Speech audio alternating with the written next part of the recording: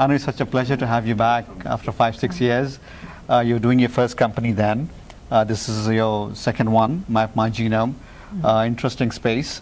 There's a lot of opportunity. I think you're based out of Hyderabad in India. Good. So let's start with that the company does. Sure. mapmygenome is a molecular diagnostic company, and I think one of the things that we are trying to do is to get people to be proactive about their health, and we do that by telling people what they are genetically predisposed to, but we also understand the health history of an individual, and then we compare the two. So you have a genetic history and you have a you have a health history and you have a genetic report, and we correlate the two and assess the overall risk and tell people what action items they need to take to actually reduce that risk. So if, for instance, if you have a risk for diabetes and you have a family history of diabetes, then you are very likely that if you don't take the right proactive steps, you are likely to actually become one of, one to get that. So what we tell is to get people early on in their lives to be able to make changes in their lifestyle rather than wait till the disease actually manifests. So that is one part of the business. The other business is to be able to take infectious diseases that actually is one of the largest problems in India, and to be able to solve that problem by creating cost-efficient molecular diagnostic kits that are more than 99.9% accurate as compared to about some that are 60% accurate today in the country. And we're doing that by building very Indian-specific molecular diagnostic techniques by understanding what the variations in the Indian population are. There are two challenges, which I see. One is the oral hygiene of the Indian population, and the environment that is provided for people to be able to afford these things. How do you address this? Because very interesting market for you if you can penetrate that well. I think you raised a very interesting question, right? Because when we first started doing this, we realized that people were actually either chewing pan or various other things. And this kit, for instance, has a little swab-like thing. So when we were finally getting people to send it, we found brownie pieces or a little pan piece in there. So now we send out explicit instructions in terms of what you need to do. And we always had like a half an hour of no eating or drinking before you actually take the test, but we now actually give instructions that say clean your mouth and do all those things.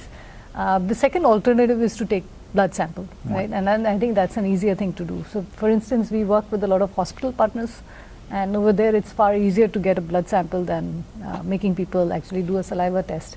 The reason we do this is that it is stable for about a month and a half. So even if you're sending samples from any of the countries abroad, your sample will still be, it will not get degraded. So you can use blood where it is possible, and in other places you would. The other point is a price point challenge. Being in the Indian population, how do you address that? So, one of the things is to be able to tell people the value of what the product brings, right? Most people would spend an average of a minimum of 4,000-5,000 rupees just to get an executive health checkup done. And you do that every year.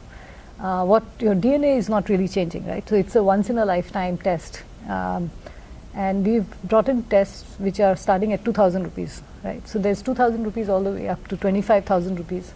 And depending on your family history, you could choose to take a subset of what is actually relevant to you, if it doesn't suit your pocket. But for most people, what we have found is once they see the value, they end up buying Genome Patri, which is our all-inclusive product, right?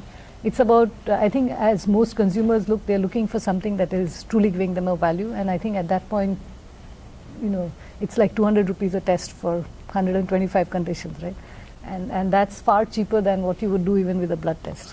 So when you went to the market, obviously this was the objective, but as you see the market evolving now and getting your traction, is it more because of the preventive healthcare reason, or there are some other cultural things that are coming into play here? No, so I think in the beginning, it was hard to get a lot of the Indian consumers actually start doing the test, because I think as a society we are a little bit fatalistic, right? We don't want to know, until something happens to you. But I think that is changing. That's changing quite dramatically, especially for people in the urban population, where you find more and more gyms, you find more and more people who are running marathons, you find people who are cycling, you're finding people who are actually interested in living a healthy lifestyle, right? So they become your early adopters. There are people who are amazed by what this technology can do. So I think those are the early people who did that. But after that, I think a lot of people, this got spread by word of mouth, right? They truly found value in getting a test like this done. And after that, it was easier. And the third was making it accessible, right? How do you, you have a small little startup in Hyderabad. How do you get somebody in, a small district, like, know about this product? How do you know somebody in Guwahati who, for instance, right. To be able to do that? And the way we got this done is, luckily, we've got a lot of people who became our distributors or franchisee owners. So we have somebody in Northeast, we have somebody in South America, we have somebody in Malaysia, we have somebody in different parts of the world and different parts of the country. And I think, those are the few things that one has to make it, create the real value for it, make it accessible, make it, make people understand the value of what we are doing. So. Right. Great, thank you again for coming and sharing that. Really appreciate it. Sure, thank you.